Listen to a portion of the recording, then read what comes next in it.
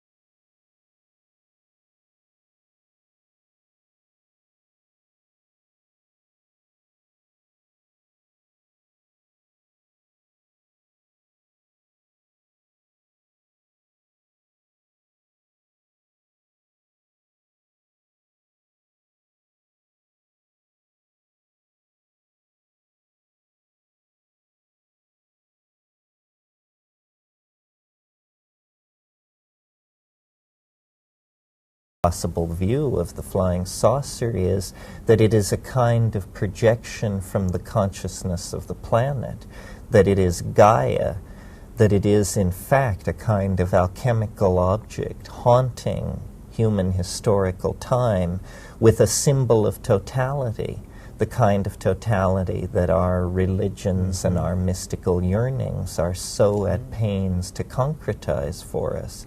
But unless we as egocentric beings clarify our relationship to the unconscious, then I think the flying saucer is going to remain quintessentially mysterious. And this was Jung's view. Even if UFOs had a physical reality, could be photographed or could be weighed and measured, that they still might in some manner be projections of the human mind. Oh yes, this is an important point to make, which the flying saucer people are forever misunderstanding, and that is saying that the flying saucer is a psychic object does not mean that it is not a physical object. Jung in Mysterium Conjunctionis is at great pains to say that the realm of the psychic and the realm of the physical meet in a strange kind of never-never land that we have yet to create the intellectual tools to explore. This is where the mystery of synchronicity is going to come to rest, the mystery of all kinds of paranormal activity on the part of human beings, and the mystery of the flying saucer. It's interesting, you see, that if you take the broad world of the so-called mysteries, parapsychological, shamanic, extraterrestrial, so forth, and hypothesize another spatial dimension, one more spatial dimension, then suddenly all these mysteries become trivial. They are easily done. Locked boxes are opened, future events are discerned, lost objects are found. This sort of thing becomes quite the ordinary run of things if we hypothesize dimensions hidden from ordinary experience. And of course there's serious work at this point in the field of unified field theory in physics to postulate other dimensions of space than we normally think of. If we then turn our attention to mind and realize that having no definition of what mind is, why then is there any mystery in the fact that we have no definition of what the UFO is? The mind is present at hand in every conscious moment. It has been our constant companion for 50,000 years, and we haven't a clue as to what it is. So, therefore, a manifestation of the other, the superego, or the extraterrestrial other, like the UFO, is it is not surprising that it is a mystery. I always hark back to the words of J.B.S. Haldane, the great British enzymologist, who said, reality is not only stranger than we suppose, it may be stranger than we can suppose. In that sense, Jung was really onto something when he saw it as coming from the unconscious. It is like an object coming from the unconscious with a compensatory function to turn us away from the rational and toward the intuitive, to turn us away from the paternalistic, Apollonian, solar, masculine view of things, and toward a kind of watery, lunar, mysterious, intuitively felt feminine force, almost as though the UFO is a manifestation of Gaia as mother goddess, science as the proudest, pardon the word, erection of the rational mind, then is challenged by something from an entirely other dimension, an entirely other realm that concretizes for us the culture crisis. And that's why I've gotten into UFOs. I think they are important for a resolution of the culture crisis. They concretize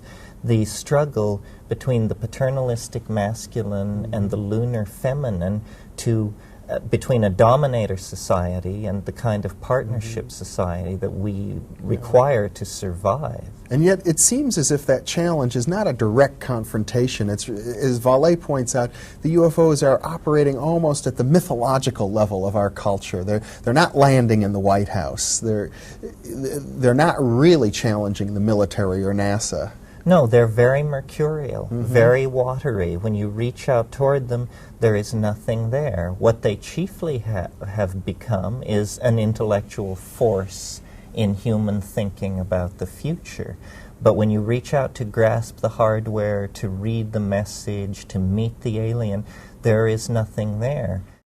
It's amazing to me the number of people who will want to tell me of a miracle, and their evidence for it is that they heard that.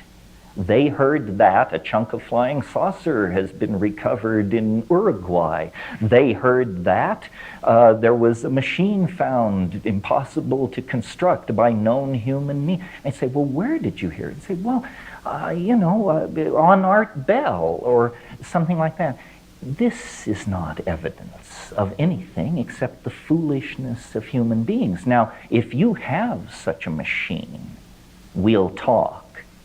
You know, that's how close in it has to be, because we live in a world mad for weird news, and there's money to be made. I mean, think of these people like Bud Hopkins and Whitley Strieber and Kenneth Starr, for that matter.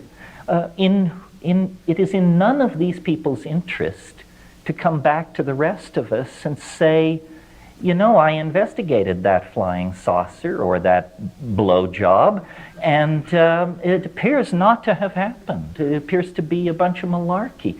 This sells no books. This builds no reputation. This advances no agenda. No, they say, well, you know, it looks like this is the real thing, and it's going to make some real changes here. You have to have your craft detector in order. And if you are content with rumor, then there are enough rumors around that you need never leave your armchair. You can just enjoy the weirdness of the world, and you don't have to take drugs, and you don't have to go to Bali, and you don't have to get your feet muddy in the rainforest. But none of this can be trusted or is worthwhile. Information mutates. It's perverse. People have strange unconscious agendas. So I will entertain anything given that there is evidence that will stand the test. But rumor doesn't do it. And the other thing is, most people are incredibly decent, and most people are incredibly naive about how weaselly some people can be. So, you know, here's someone on the telly in blackened profile, their voice altered by electronic means, and they're saying, well, I was a NASA scientist and I was there when the alien body parts were brought into the freezer. I was under Colonel so-and-so. Well, don't you ask yourself, why the blackened screen? Why the electronically altered voice? They say, well, certain agencies of the U.S. government would hunt me down if I were to tell this story. No, people, come on, come on. The government, if we can handle the president's blowjob, we can handle the knowledge that there are extraterrestrials interfering with American politics. This idea that we can't handle it, hell, there's nothing else where they spare our feelings. They're perfectly willing to hit you with the latest tax hike or preposterous piece of immigration legislation or racist malarkey or homophobic crapola. But somehow in this area of alien contact, we're thought to be so fragile we just can't handle the news. I don't bite. If somebody has real evidence, we'll take a look. But no blackened screens, no anonymity, no not for attribution, back channel briefings, please. That's all the sign of a con job in progress. And then the other thing is, do never be impressed by credentials. Of course, maybe I say this because I have practically none. But, you know, any weird story which begins like this. Former NASA scientist Harold Schmigley said in Santa Fe today, when I hear the phrase former NASA scientist, I reach for my revolver. If somebody leads with their credentials, they're conning you. If somebody says, human being David Schmigley reports so-and-so, then I say, well, that's interesting. What does David have to say?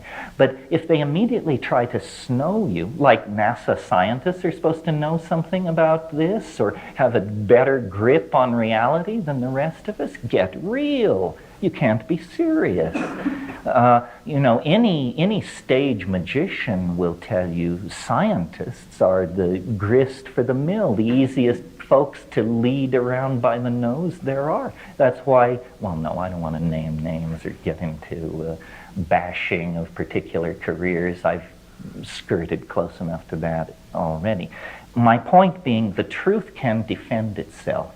And if you really want to believe in the Hall of Records beneath the Sphinx, or the crop circles, or the Area 51 that our government is trading fetal tissue for high technology, well then hustle your buns down there and drink in the bars and buy people drinks and hear what's really going on. Because at the distances we all are from these phenomena, our instruments that inform us are incredibly perverse and designed to mislead, befuddle, and bamboozle us.